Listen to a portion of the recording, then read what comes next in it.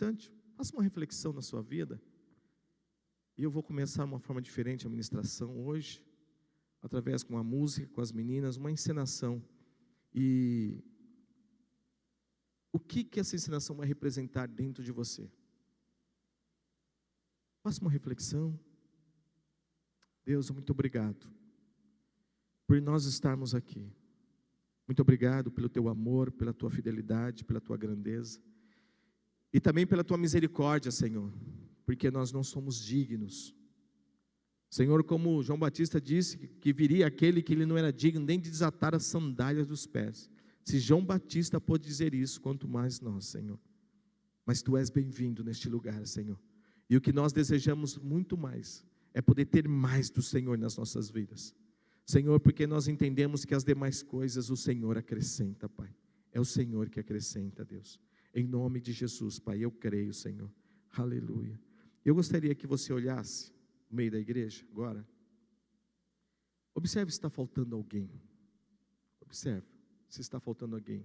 Está faltando algum irmão, alguma irmã? Está faltando algum jovem? Observe. Vocês estão sentindo falta de alguém? Esse alguém talvez ele tenha passado por algum problema.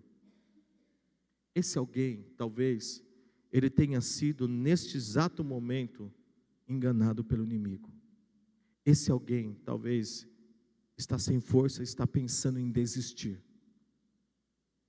Então essa pessoa que você está sentindo falta, eu quero lançar um desafio para você, de coragem, né?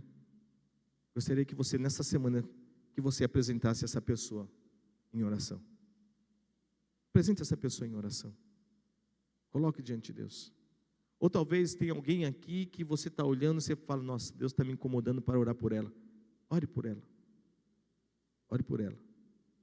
Mas sempre assim, ore e deixa Deus agir. Não coloque a sua mão. Deus, ele é perfeito, tá? Deus, ele é perfeito. Nós oramos e cremos que Deus, ele vai agir. Amém? Eu queria chamar as meninas então. Eu gostaria que você só prestasse atenção nessa encenação. E logo em seguida eu vou falar o tema e nós vamos estar dando já início na leitura da palavra.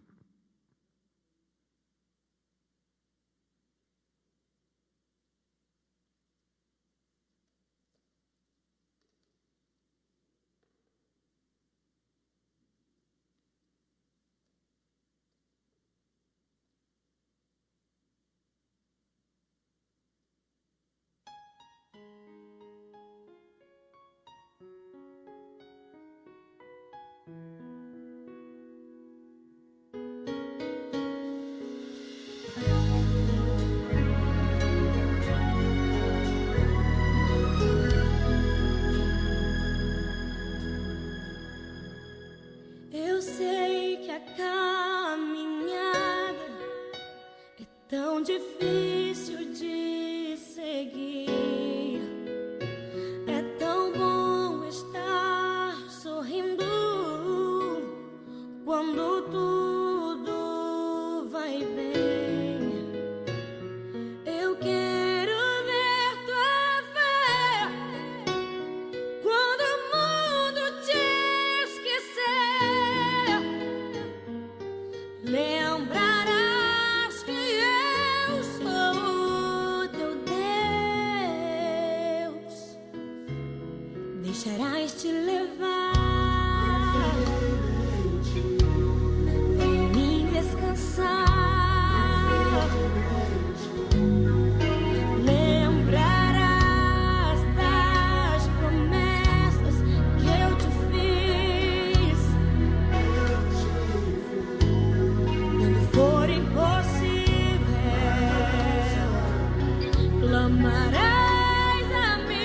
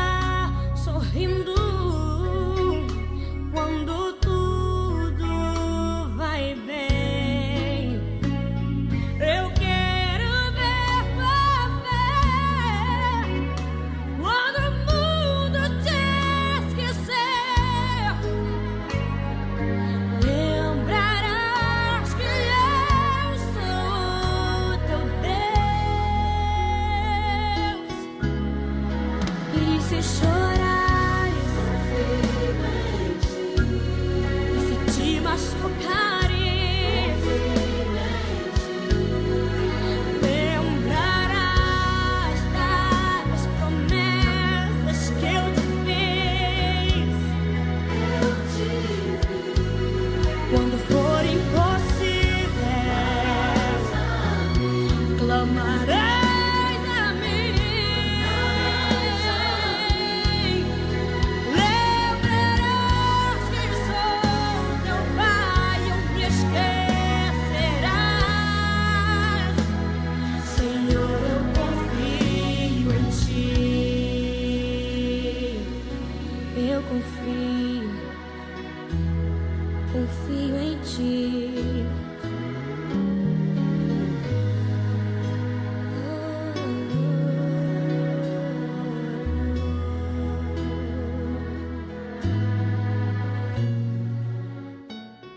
Pai, eu confiarei. Pai, eu confiarei. Pai, eu confiarei.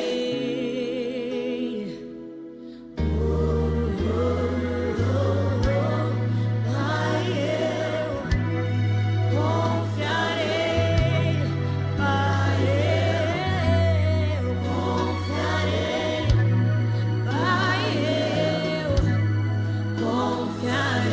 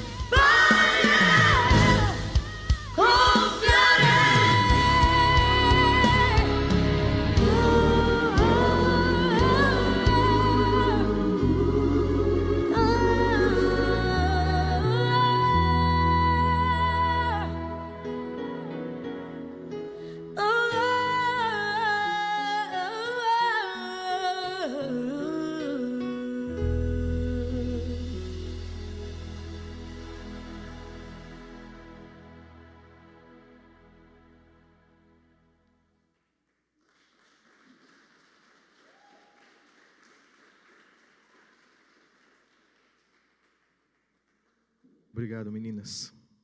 Eu pedi para elas esse desafio e elas fizeram.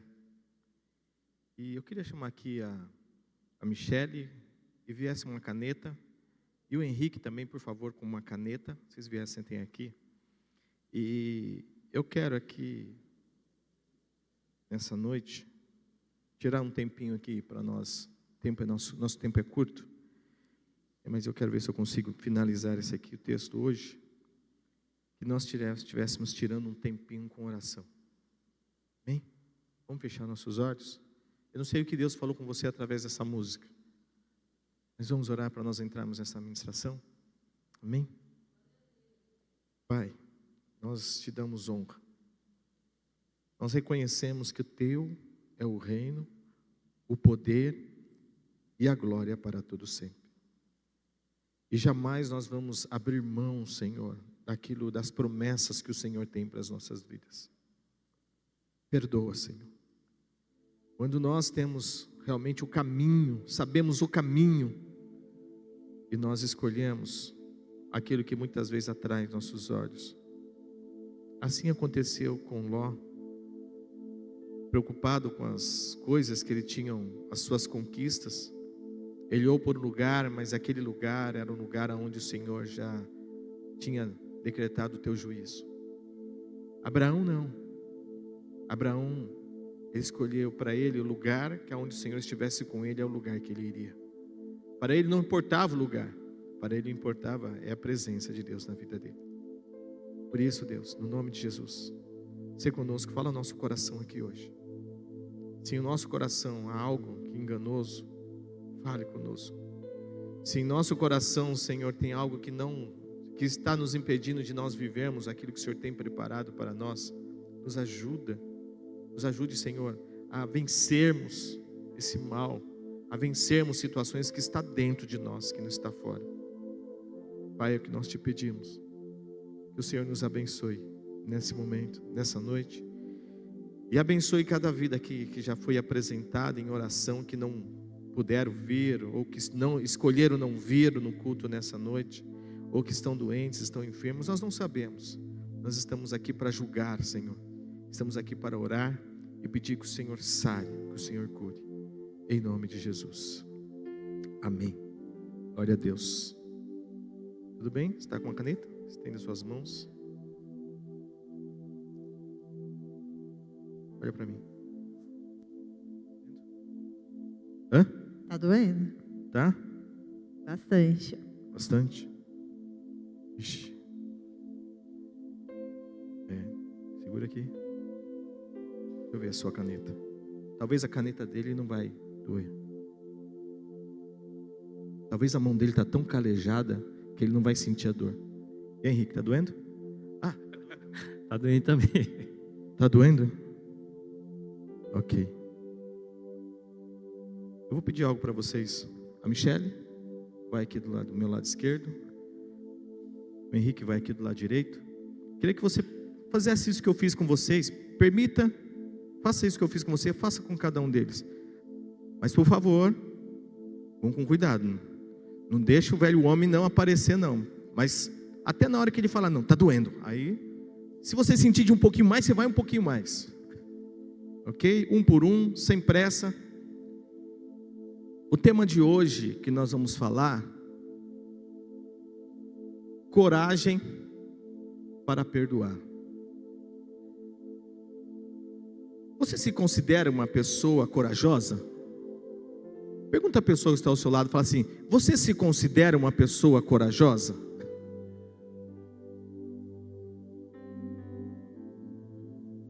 Você se considera uma pessoa corajosa? Ai Jesus. Pois é, vamos lá. Coragem, vamos ver o que é a definição de coragem? Coragem pode ser definida em primeiro lugar como firmeza diante das dificuldades, envolvendo capacidade para ultrapassar as situações de perigo e enfrentar o medo. Ela pode ser compreendida também como constância ou persistência na busca do bem ou do melhor, o que implica em capacidade para suportar sofrimentos e ser paciente quando a situação vivida não é favorável. É, além disso, força de espírito ou força interior para não desistir diante daqueles momentos que são emocionalmente difíceis, como quando se perde um ente querido. É também grandeza de alma, quando a pessoa tem coragem para abrir mão de um benefício pessoal em favor de alguém ou de uma comunidade. Eu creio que resumiu o que é coragem. Amém? Deu para entender mais ou menos aí, né? O que é ter coragem? Pode ser definida em lugar firmeza diante das dificuldades. Agora nós falamos coragem para perdoar. Perdoar. O perdão é o processo intencional e voluntário. Ninguém pode obrigar ninguém a perdoar. Ele é voluntário. Pela qual a vítima, ou geralmente o agressor, passa por uma mudança de sentimentos e atitudes em relação à ofensa criminosa. Outro dia, nós estávamos com os pastores conversando e chegou falando a respeito de um caso que houve de um estupro. O pastor do meu lado olhou e falou assim: olha, eu vou falar uma coisa. Se for para eu ir pregar uma mensagem para estuprador, eu acho que eu não vou não. Eu não vou não. Ah, uma coisa assim, isso aí para mim, olha, é além das minhas forças. Ele estava sendo sincero. Ah, mas ele deve ir? Não quer dizer que ele deva ir. Que ele tem a sua limitação. Deixa de lado as emoções negativas como a vingança. Perdoar é deixar de lado as emoções negativas como a vingança, como a capacidade aumentada de desejar bem ao agressor. O perdão é diferente de tolerar. Falhar em ver a ação como errada e necessitando de perdão. Desculpar. Não considerar o ofensor como responsável pela ação. Esquecer. Remover a noção da ofensa da consciência. Indulto. Concedido por um representante reconhecido da sociedade como juiz, e reconciliação é restauração de um relacionamento. Tinha uma vez que, eu não sei se já comentei aqui, e um homem, passou comigo na faculdade, nós estamos na faculdade, né? E ele passou no consultório e ele estava indignado com a esposa dele. E ele estava, porque eles lá na igreja eles têm um curso, e esse curso é para casais, e eles pegam uns casais e cada casal tem que expor. E chegou justamente na hora do quê? Na hora que, na frente dos outros, eles tinham que pedir perdão. E foi um pediu perdão, foi outro pediu um perdão para o outro, foi outro pediu perdão para o outro. Quando chegou na esposa dele, ela se levantou na frente de todo mundo e falou: o que você vai falar? Eu não te perdoo. Olha o conflito que aconteceu dentro desse homem. Esse homem foi um homem, que é a coisa mais rara é um homem passar pela psicanálise. Esse homem ele foi passar e foi procurar uma consulta na psicanálise, porque aquilo mexeu tanto com ele. Porque como que pode a esposa dele não perdoar ele? E fala isso na frente de todo mundo. E aí onde eu falei com ele, eu falei: bom, eu sei que você está na igreja, mas o perdão ele é voluntário. Falei: talvez, você já parou para pensar? Se ela não te perdoou, alguma coisa está acontecendo aí que não foi resolvido ainda. Aí ele parou. Eu falei: talvez a marca ela foi tão profunda que não foi uma questão de uma ministração, não foi uma questão de uma palavra, de uma frase. Ela levou uma coisa tão sério, tão a sério, que ela não quis mentir na frente dos outros. Aí ele parou. Não precisou de meia hora. Ele falou: eu já falei umas palavras muito duras para ela mesmo. E ele começou. Ele tratou, tá? Ele tratou.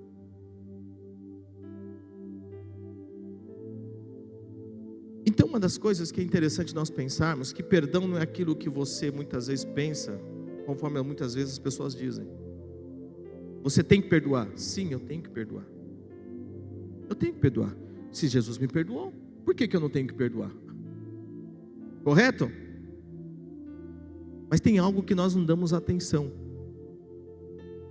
Cadê o Henrique? Ali? Cadê a Michele?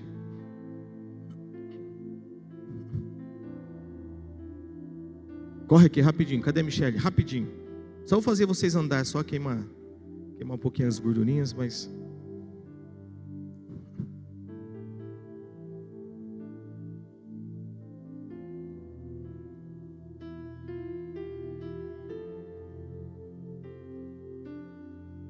E aí, Henrique? Já trouxe a caneta já, ele quer marcar mais alguém aí. Faltou o Vitor?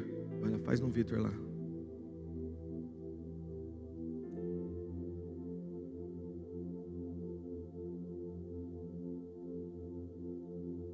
E aí, Henrique? Tá doendo aí? Um pouquinho, né? Ok. Henrique, você me perdoa? Perdoa. Você me perdoa? Com sinceridade? Com sinceridade.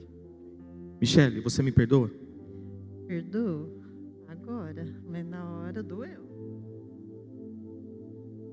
Eles me perdoaram na igreja. Vocês são testemunhas, não é? Abre a mão de vocês. O que aconteceu? Tá aqui a marca ainda. Marca. Caneta. Olha só, você marcou todo mundo aqui. Pessoal, vocês perdoam o Henrique que ele fez com vocês? Tem alguém que não perdoa aí? Não? A Bia falou que não vai perdoar não. Ah não? Bom, você está perdoado. Aqui do meu lado esquerdo aqui, pessoal, vocês perdoam a Michele aqui? Perdoa? Ok, abra a mão de vocês. O que aconteceu? Hã? Ficou marcado. Obrigado, gente. Obrigado. Ficou marcado. Perdoar, nós perdoamos. Mas a questão toda, e a marca? Como fazer com essa marca? Por isso que não dá certo, às vezes, nós falarmos coisas que machucam as outras pessoas e depois chegar para ela e falar assim: você me perdoa? E não mudou seu comportamento, amanhã você está machucando outra vez. Eu já vi casamentos acabarem por causa disso, que a pessoa fala assim: ó, cansei, chega. Porque a pessoa pede perdão, continua do mesmo jeito, pede perdão, mas não muda, pede perdão, mas e acabou. Então uma coisa que nós precisamos entender é o seguinte: que o perdoar não é esquecer. Perdoar não é esquecer. Há um médico, psiquiatra, ele diz assim, ele explica ainda que o perdão está ligado ao ato de se desprender de um estado de ruminação, remoendo, que traz o sofrimento mental, mas isso não significa um apagamento da situação que levou ao trauma. Lembrar disso pode adoecer uma pessoa, no sentido de uma depressão, de um estresse pós-traumático, e acrescenta ele Valverde: perdoar é algo que fazemos mais para nós mesmos que pelo outro, e apesar de nem sempre ser fácil, esse gesto pode nos revelar um coração mais leve. O Rafinha está lá em cima, eu falei para ele, contou um testemunho para mim. Depois eu vou falar com outro dia para ele contar um testemunho. Irmãos, uma criança. E ali, ó. Cheguei hoje, e aí, Rafinha, bispo, ó. Tio, tá legal, ó. Porque uma vez ele me chamou que ele precisava de um conselho. Ele estava numa guerra. E eu fui sentar com ele lá na cozinha para conversar. E depois ele traz um testemunho aqui hoje. Ele veio trazendo um testemunho e hoje ele trouxe um testemunho e falou assim: olha, eu fiz isso. Mas quem que falou para você fazer isso? Ué, é o correto. Agora eu estou leve. Então, quando nós falamos a respeito de perdoar, está muito mais relacionado à nossa vida do que os outros. Eu já até comentei, quando eu viajava, contei para a Ilha Bela lá, ficamos 7 anos. Foram 3 anos que eu fui para uma viagem levando uma pessoa comigo. E nas madrugadas, quando eu orava, acordava de um nada e começava a orar por aquela pessoa, e eu falava assim: nossa, né? Deus, até aqui eu estou fazendo a obra do Senhor, até aqui eu estou fazendo a obra de Deus, né? Imagina você estar da Ilha Bela, aquela ilha, a coisa mais linda, e você levanta pela madrugada e você começa a orar, e você olha e fala assim: Senhor, abençoa esta pessoa, e você vai colocando, e depois no final você acorda no outro dia até de peito mais cheio, com uma missão, dizer assim: olha, eu cumpri minha missão. Até que chegou no 3º ano, começou a me incomodar. Como é que todo ano eu estou orando por essa pessoa? E eu levanto de madrugada, do nada levantar de madrugada. Aí veio aquela vozinha assim do Espírito Santo de Deus: até quando você vai continuar carregando essa mágoa dentro de você? Até quando você vai ficar carregando essa mágoa dentro de você? Com essa pessoa? Não era a pessoa, era eu. Eu tinha uma mágoa com uma pessoa que ela fez algo que me frustrou. Eu carregava essa mágoa. Falei: Senhor, mas todos esses anos eu carregando isso comigo. Eu falei: então, pois é. Falei: Senhor, eu não quero. Eu entrei num propósito com Deus, eu não quero. Se tem algo que está ligado nessa pessoa, eu quero deixar ela livre. Fui orar e orando, e graças a Deus, no outro ano, quando eu voltei, nossa, dormi assim, parecia uma criança a noite toda. Uma liberdade de poder desfrutar daquilo que realmente, aquele momento tão especial que Deus ele preparou. Por isso, perdoar não é esquecer. Pense nisso, perdoar não é esquecer. Então toda vez quando você for pronunciar uma palavra para alguém, falar algo para alguém, filtre, tome cuidado. Você que é casado, cuidado que você fala para sua esposa, cuidado, porque aquilo que nós semeamos é o que nós colhemos. O que nós semeamos, nós colhemos. No dia tinha um rapaz que ele falou que ele queria resgatar a esposa dele. Ele queria resgatar o casamento dele de volta. E os dois estavam passando comigo. Um passava um dia, outro passava, porque eles estavam separados. E quando eu olhei assim, a situação que eles estavam, o cara era tão materialista, ele é até hoje, tão materialista que eu olhava assim e falava assim, mas não vou falar o quê? Chegou um ponto, ele não conseguiu. Chegou no limite dele. Não teve jeito. Pergunta se ele está bem. Não. Só que uma das coisas, sabe o que ele falou? Eu sou responsável pelo meu relacionamento ter acabado. Pelo tudo que eu fiz com ela. Então é muito sério. Aqui é um texto, diz um sábio, diz assim: um sábio comerciante estava em sua lojinha quando um ladrão entrou e levou todo o dinheiro que ele tinha recebido naquele dia. Fosse uma parábola, né? Quando o bandido saiu da loja, o comerciante correu gritando: eu te perdoo. O cara foi assaltado, e quando ele saiu da loja, os ladrões saíram correndo, e ele saiu correndo atrás e falou assim: eu te perdoo, eu te perdoo. E as pessoas que estavam na rua, assistiram a cena, se espantaram com a urgência do sujeito em fazer aquilo.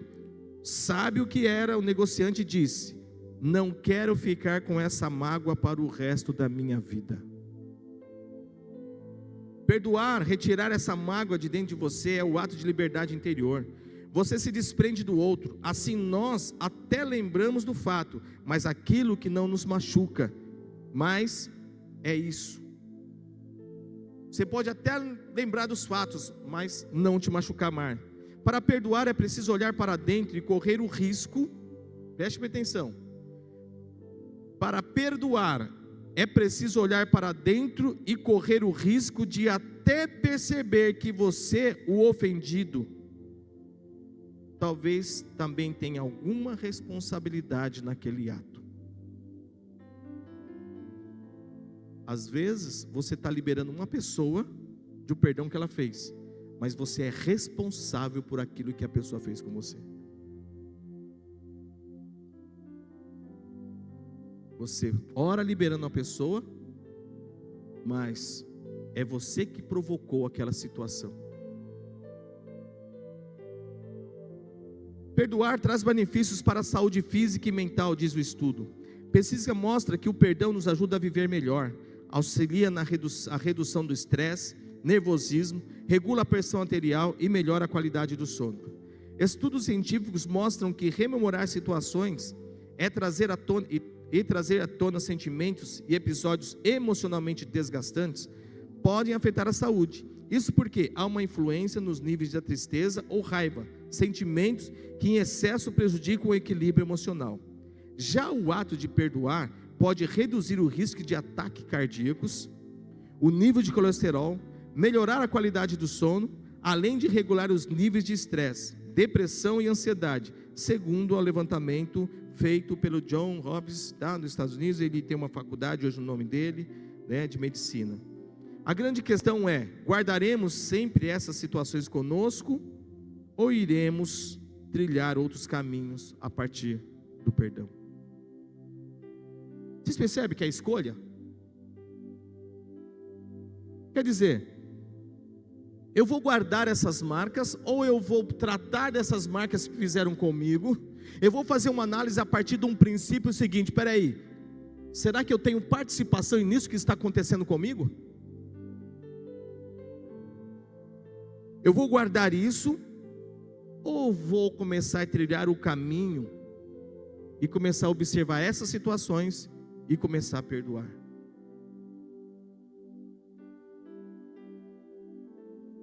É uma escolha. Por isso que não adianta alguém chegar e falar assim: ó, você me perdoa, você tem que me perdoar, você tem que perguntar. Isso é uma coisa voluntária, nós sabemos que realmente tem que insistir. Mas se você não perdoar de todo o teu coração, não vai te dar frutos, a tua história de vida não muda, porque a marca ela ficou. E se você não olhar essa marca que está aí, e dar atenção a esta marca, buscar esta cura dessa marca, constantemente você vai viver uma vida de amargura, de estresse, nervosismo e assim outras coisas mais. E sabe qual é o pior? Quem estiver do seu lado, vai ser pessoas que vão ser machucadas. E falando de exemplo de decisão do que é perdoar, eu quero aqui trazer com vocês Gênesis capítulo 45.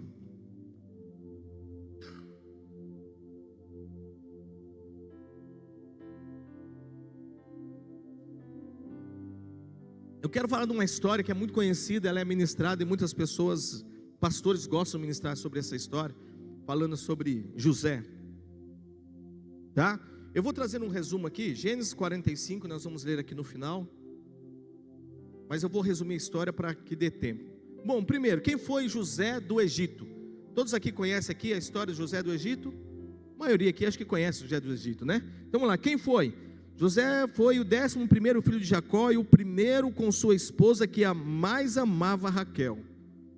Então quer dizer, é o 11º filho de Jacó, mas ele era o filho da esposa que Jacó amava, porque ele amava Raquel, mas devido ali, vamos dizer assim, da forma naquele tempo era, então tinha que vir primeiro a mais velha, para depois mais nova. Então ele teve que casar primeiro com uma, para depois chegar na Raquel, mas ele queria Raquel, né?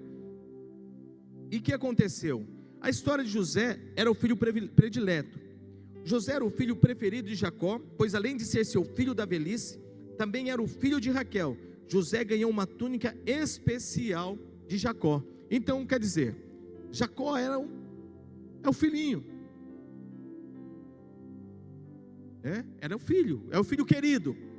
Então por ser o filho querido, então ele tinha uma túnica que diferenciava ele dos outros filhos. Aí olha o que aconteceu, os primeiros sonhos de José. Os irmãos de José nitidamente tinham certa inveja e descontentamento em relação a ele. Mas eu estou lendo para resumir, tá? Isso aí está em Gênesis 37 que eu estou lendo. Mas foi depois dos 2 sonhos que José teve que a situação ficou ainda mais complicada. Quer dizer, José teve um sonho. Nesses 2 sonhos, a família de José se curvava diante dele. Então ele teve um sonho que os feixes dos seus familiares, seus irmãos, se curvava para ele. O pai dele ficou no silêncio, o irmão dele falou: peraí, nós vamos servir você? Nós que somos mais velhos, nós vamos te servir? É loucura.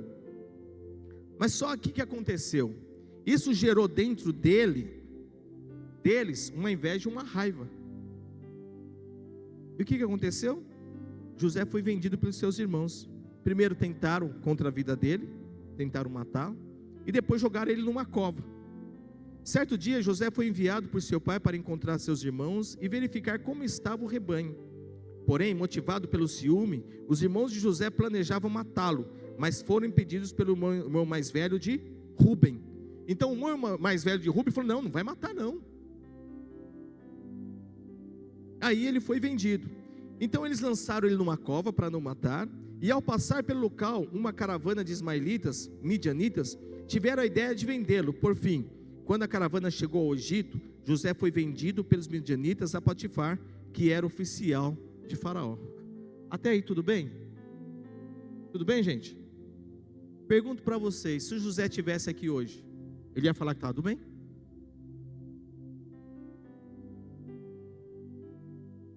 Saber que os seus irmãos tentaram contra a vida dele, matar ele, simplesmente porque ele foi obedecer ao pai, para ver como ele estava.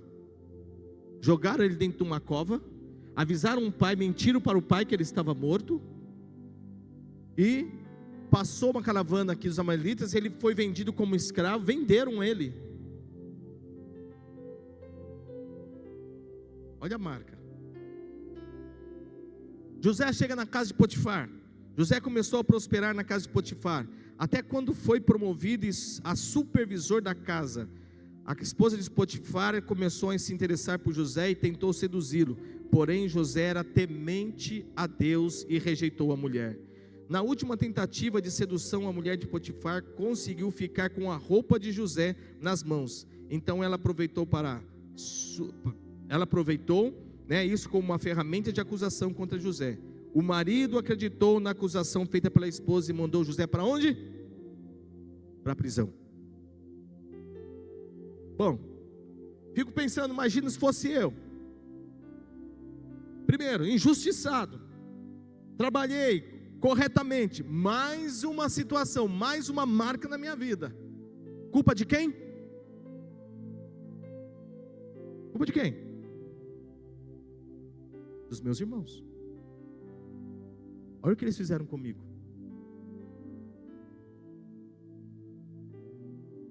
José foi preso no Egito e interpretou os sonhos na prisão. A prisão já de José estava no Egito e era para presos políticos. Mesmo em um local hostil, José foi abençoado por Deus. José foi abençoado por Deus. E logo ocupou uma posição de destaque entre os presidiários. Na prisão ele conheceu 2 funcionários da corte de Faraó, o padeiro e o copeiro. Na prisão ele conheceu 2 pessoas. Interessante que lá na prisão Deus estava com ele. Ambos sonharam em uma mesma noite e coube a José interpretar os tais sonhos. Vale ressaltar que os sonhos naquela época, né, eles eram considerados realmente de muito sério, de importância para a vida das pessoas. O copeiro sonhou com uma videira de 3 ramos que brotou, floresceu e deu uvas, as quais ele espremeu na taça de Faraó e entregou a ele. Esse sonho significava que dentro de 3 dias o copeiro seria tirado da prisão e retornaria à posição original que lhe pertencia. Após interpretar o sonho, José pediu para que o copeiro se lembrasse dele quando estivesse com o Faraó, para que ele pudesse ser libertado daquela prisão. Aconteceu. A interpretação do sonho aconteceu conforme foi. Ele foi liberto. O padeiro, por sua vez, sonhou que em sua cabeça havia 3 cestos.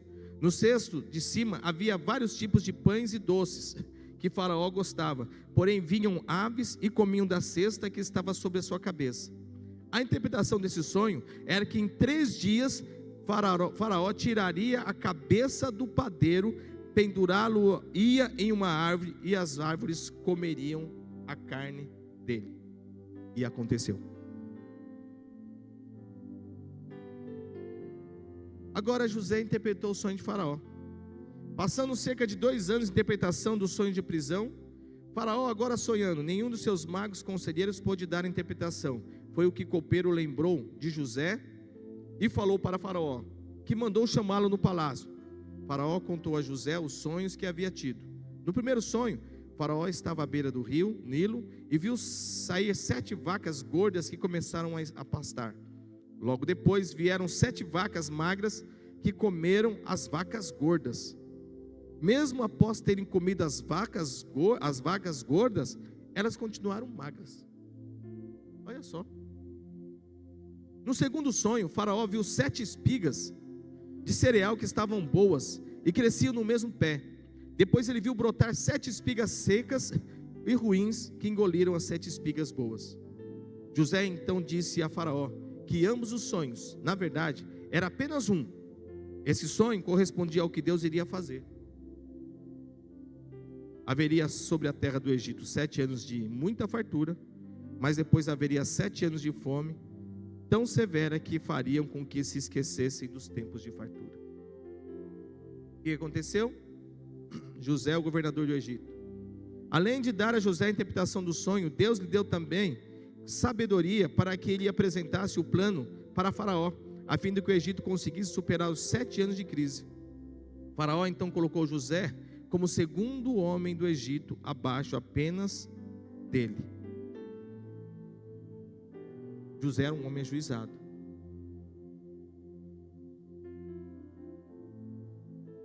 Aí agora José estava como governador. Estava tudo bem? Pense se fosse você. Talvez você poderia ser aquela pessoa que vai cantar assim: olha, quem me viu na prova não me ajudou, Ou talvez você chegasse ali e falasse assim: olha, tá vendo o que vocês fizeram? Olha, não deu certo o que vocês fizeram. Deus estava comigo, Deus estava comigo.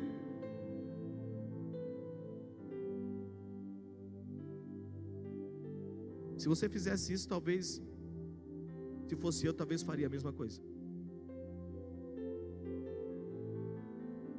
Mas aqui nesse texto, no capítulo 45, nós vemos aqui algo muito importante para nós analisarmos. Olha só a atitude de José.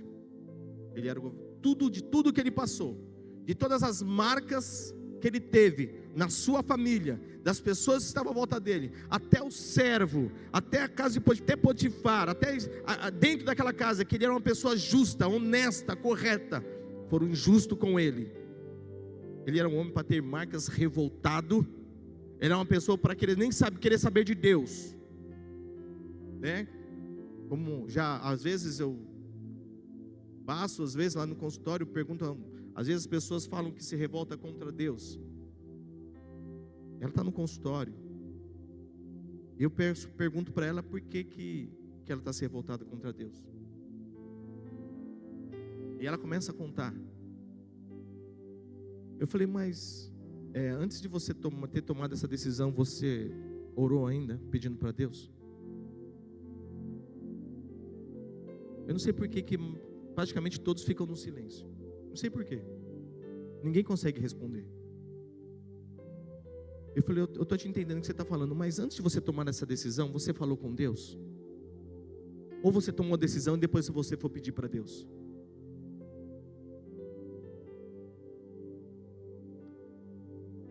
Gênesis 45, verso 1. Aqui começa algo muito importante para nós. Com a fome, aquilo tinha acontecido. Olha só o que diz. Então José, não conseguindo se conter, porque os seus irmãos desceram para o Egito, porque havia fome onde eles estavam, eles desceram para o Egito para buscar alimento. E José reconheceu os seus irmãos. Eita, é agora. É agora. Agora essa é a vingança. A raiva. Imagina a raiva. Então José, não conseguindo se conter diante de todos os seus irmãos que estavam com ele, gritou: saiam da minha presença. E ninguém ficou com ele, quando José se deu a conhecer seus irmãos. Só que a Bíblia não fala aqui no texto, não está no texto, o que aconteceu com José? Que ele mandou todo mundo para fora, da frente dele: saiam daqui. Não sei se é raiva, não sei se é vingança, não sei. Já viu aquela pessoa, né? Acho que aqui não tem mais, né? Na igreja assim, né? Você, aquele dia que você está tão tenso assim, você olha a pessoa também e fala uma coisa: sai da minha frente, senão eu pego até você. Antigamente, quando em casa era assim: sai da minha frente, né? Eu acho que não tem mais isso hoje. Hoje já bate logo, né? Já vai parte para pancar logo. E José chega e fala assim: olha, saiam da minha presença. E ninguém ficou com ele, quando José se deu a conhecer seus irmãos. Verso 2: e levantou a voz em choro, de maneira que os egípcios o ouviam, e também a casa de Faraó. Será que dá para nós entendermos o que estava acontecendo de dentro de José? Porque não era choro de lágrimas, porque as pessoas estavam ali, viam até a casa de Faraó, estavam ouvindo. Eu imagino que é o gemido dele, imagino que a alma dele naquele momento, ela estava expondo toda a situação. Eu não sei o que estava dentro dele, mas ele ali, imagino que ele expôs toda a angústia, todo o sofrimento, toda a raiva, pode ser que tenha acontecido tudo naquele momento. Ele expôs, ele externou aquilo, mas ele pediu que as pessoas saíssem. E aqui no texto fala assim depois, no verso 3: e disse a seus irmãos: eu sou José, meu pai está vivo. E seus irmãos não lhe puderam responder, de tão assustados que ficaram diante dele. No verso 4: e José disse aos seus irmãos: agora cheguem perto de mim. E eles chegaram. Então ele disse: eu sou José, o irmão de vocês, que vocês venderam para o Egito. Lembra da marca? Ele não esqueceu. Vocês me venderam para o Egito.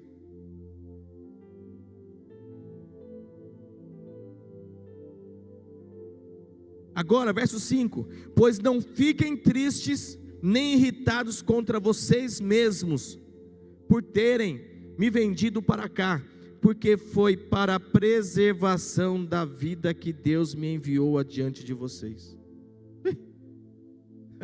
Deus estava no processo, Deus estava na causa. Aquilo que era para ser uma maldição se tornou uma bênção.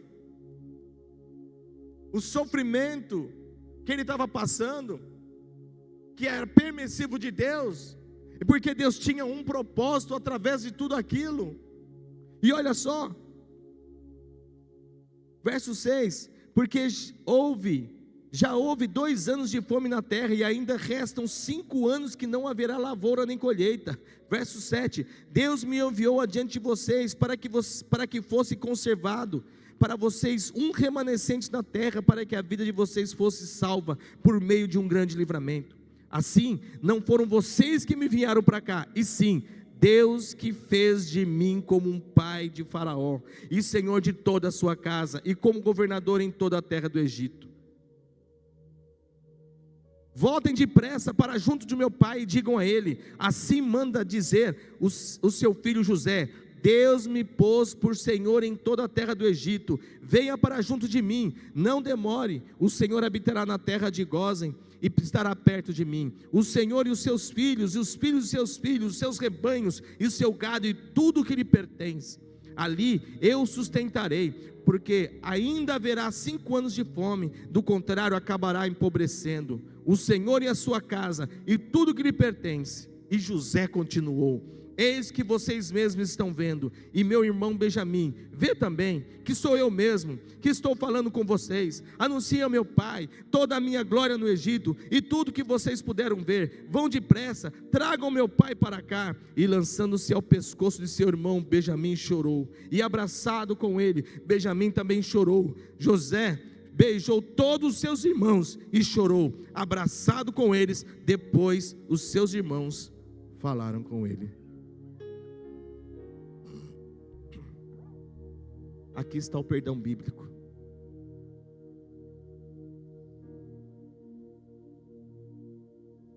Aqui está um perdão bíblico. Aqui está o perdão bíblico. Mesmo com aquelas marcas, ele não somente ele foi consolado por Deus, mas ele consolou os seus irmãos. Ei, não leva essa acusação para vocês não, porque Deus tinha um propósito em cima de tudo que nós estávamos passando. Não foi vocês que me enviou para cá não, Deus tinha um propósito para preservar a nossa vida, para preservar a geração.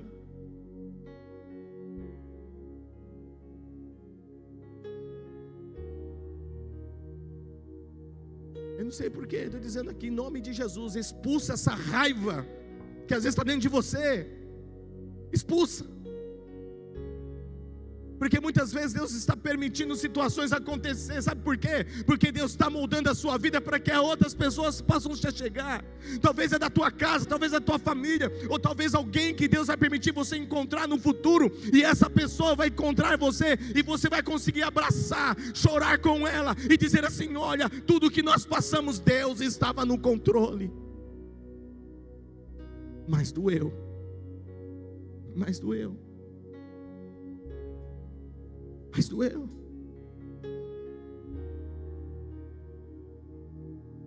Vem para perto. Vem para perto. Aleluia. Conclusão. Em Gênesis 45 ensina valiosas lições do perdão bíblico, reconciliação e soberania divina. Ele destaca a importância de seguir o caminho da compaixão e da misericórdia, mesmo diante das adversidades. Mesmo diante das adversidades, o nosso coração precisa estar disposto sim a ser tratado por Deus. E falar assim: Deus, eu quero perdoar, mas não estou conseguindo, me ajuda. Me ajuda. José deixa o ensino verdadeiro do perdão bíblico. O que é então o perdão bíblico? J. Adams, o Manual do Conselheiro Cristão, destaca que perdoar envolve 3 promessas. Primeiro, prometo não levantar novamente o assunto com você para acusá-lo. Você quer ver uma pessoa que perdoou, o perdão bíblico? Ele não vai levantar o assunto para te acusar novamente. O exemplo disso que Deus nos dá, que exemplo que Deus nos dá é que Ele não levanta mais o nosso pecado.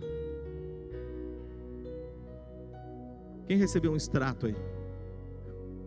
Recebeu? O que está escrito aí? Você já perdeu? Lê aí. Tem algum débito aí?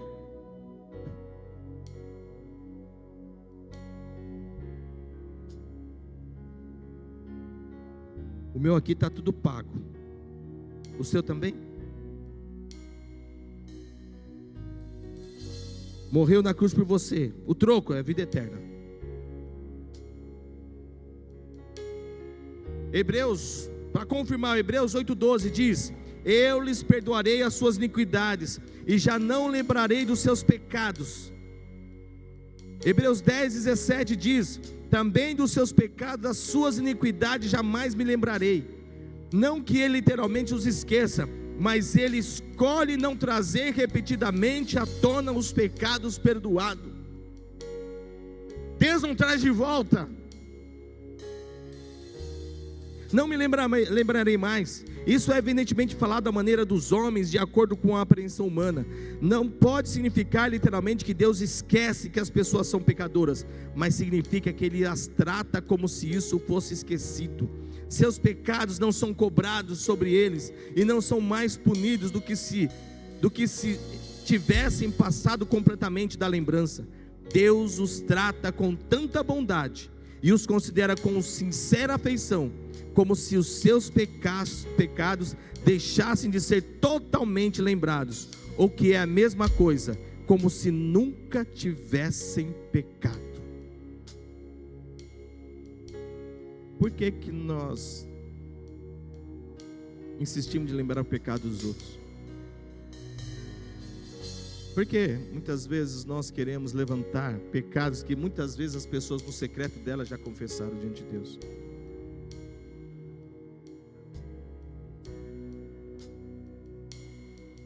Eu não sei, mas Deus sabe. Segundo, primeiro, Manual do Conselheiro Cristão, perdão bíblico: prometo não levantar novamente o assunto com você para acusá-lo. Segundo, prometo não levantar o assunto com outra pessoa para usá-lo contra você. Isso é uma promessa de não pecar com fofocas. Provérbios 6, 16, 19: 6 coisas o Senhor aborrece, a sétima sua alma abomina: olhos altivos, língua mentirosa, mãos que derramam sangue inocente, coração que trama projetos iníquos, pés que se apressam a correr para o mal, testemunha falsa que profere mentiras, e o que semeia contendas entre os irmãos. É abominável diante de Deus.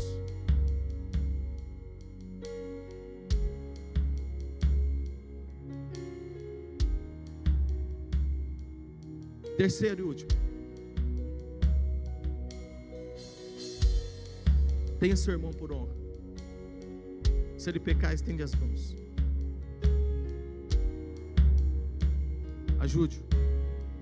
Ajude a chegar no perdão de Deus.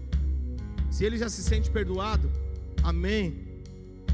Se existe uma acusação ainda dentro dele, ele se sente acusado, então ajude em oração, para que ele possa entender que se ele confessar, se ele pegar a palavra do Senhor, diz: se confessarmos os nossos pecados, Ele é fiel e justo para nos perdoar e nos purificar de toda injustiça, nos perdoar o pecado. Essa é a palavra do Senhor, ela diz assim. Então eu não tenho que acrescentar mais nada. Se ela confessou, você confessou diante do Senhor, a palavra do Senhor diz que você está perdoado. Você confessou, está perdoado. Ah, se é de todo o coração, não sei, pergunta para Deus se é de todo o coração.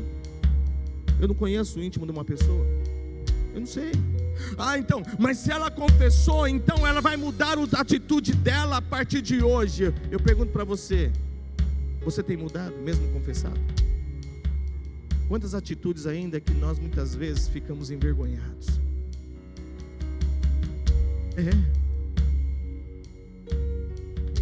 Você acha que eu não confesso meus pecados? Eu confesso. Tem hora que eu sou corrigido dentro de casa. Ei, não precisa falar assim, né? Sabe aquela brutalidade? Mas não tem intenção no meu coração. É da natureza humana. Eu estou no aperfeiçoamento de Deus. Então como que eu vou ficar olhando uma pessoa e falar que ela está pecando, se eu também estou pecando?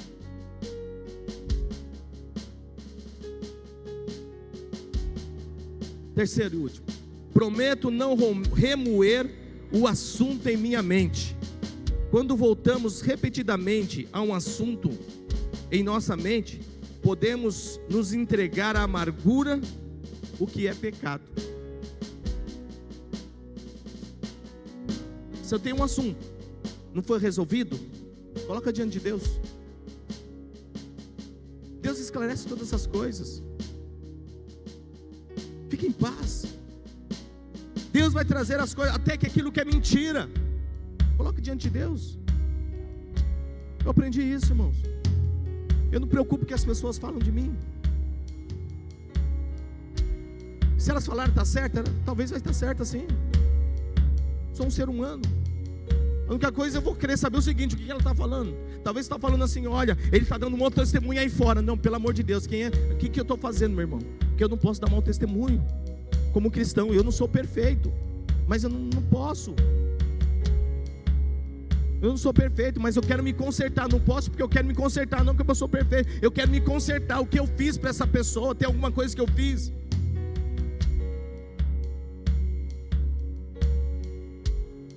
Não deixe que a amargura, não se entregue à amargura, não. Isso é pecado. Isso é pecado. Você se entrega para a amargura e começa a falar coisa que não se deve. Você fere as pessoas. Gente que não tem nada a ver com a sua história, viu? Você afasta as pessoas de você. Quem aqui já teve experiência de estar do lado de uma pessoa amargurosa, com amargurada? Quem já teve aqui? E aí? É bom? Não é? Ela está doente. Abra sua mão aí, ó. Tá a marca ainda aí? Tá, né? Tá a marca aí? Não, já fui no banheiro, já lavei. Mas tá a dorzinha ainda aí, né? Pois é. Efésios 4:31 diz assim: livrem-se de toda amargura, raiva, ira, das palavras ásperas e da calúnia, e de todo tipo de maldade. Finalizo dizendo: cada uma dessas promessas é uma questão de decisão e não de emoção. José escolheu na prisão continuar servindo a Deus.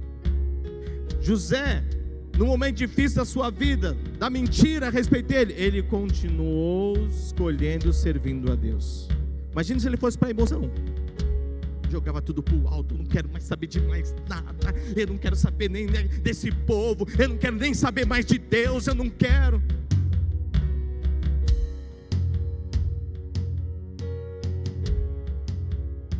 José, quando viu seus irmãos, ele chorou. E o choro dele trouxe a presença de Deus. E ele pôde ter compreensão de tudo aquilo que tinha acontecido. Deus estava no controle. Amém? Vamos orar? Feche seus olhos. Pai, tudo que nós temos veio de Ti, Senhor.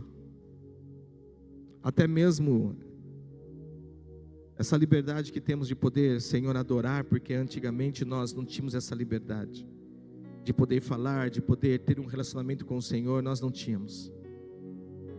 Senhor, tudo veio de Ti. E nessa noite, Senhor, nos ajude nessas marcas que estão dentro de nós. Senhor, que o Senhor possa nos trazer a compreensão, Senhor, do que nós verdadeiramente precisamos fazer. Que nós não venhamos colocar a nossa mão aonde o Senhor está agindo.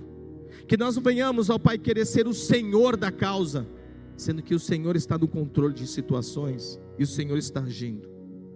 Mas que nós venhamos nos submeter, que possamos realmente ir neste secreto com o Senhor, porque o Senhor conhece o nosso interior, o Senhor sabe da nossa intimidade, o Senhor é Deus que nos vê, Senhor, e toda acusação falsa, toda mentira, tudo aquilo que é pronunciado contra as nossas vidas, Deus, Senhor, que nós possamos colocar diante do Senhor, porque o Senhor é o Deus que nos vê no secreto, o Senhor é o Deus que nos vê no secreto. Aleluia, Deus te vê no secreto, Deus te vê no secreto. Aleluia. Feche seus olhos, continue orando, continue orando.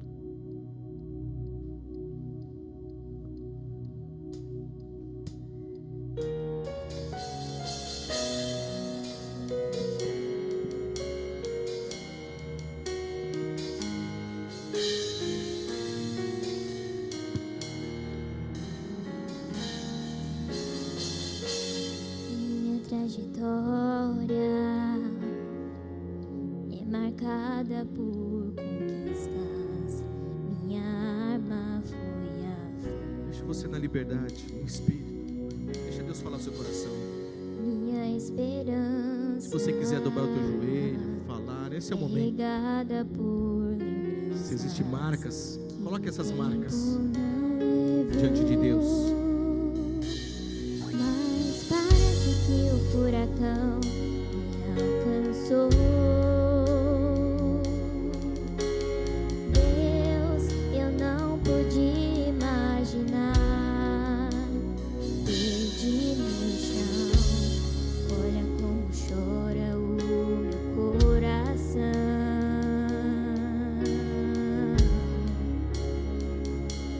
Dessa vez não consigo te tocar, não tenho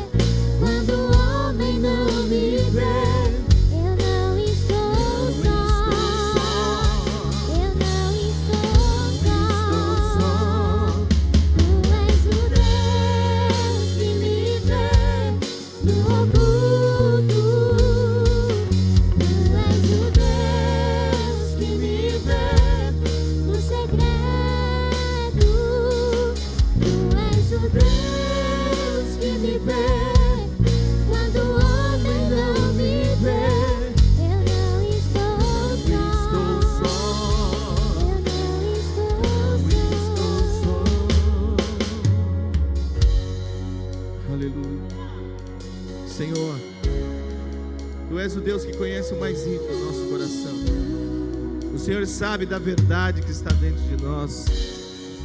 E por isso, Deus, nos ajude dentro dessa nossa limitação. Fique de pé agora. Quem puder ficar de pé. Coloque seu coração agora diante do Senhor. Coloque essas marcas, talvez, que você hoje, você sentiu aí, você está sentindo. Coloca diante de Deus. Fala: Deus, está doendo. Senhor, está doendo. Ou talvez você venha uma lembrança de você algo você tenha feito em alguém.